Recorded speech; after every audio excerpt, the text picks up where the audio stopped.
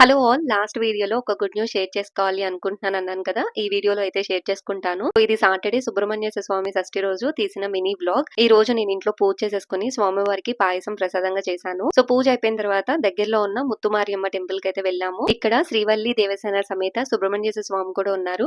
దీపాలు వెలిగించి పూజ అయితే చేసుకున్నాము. మాకు సుబ్రహ్మణ్యేశ్వర స్వామి అంటే చాలా నమ్మకం. అమ్మ వాళ్ళ ఇంటి దగ్గర మోపిదేవి సుబ్రహ్మణ్యేశ్వర స్వామి టెంపుల్ ఉంది. చాలా ఫేమస్.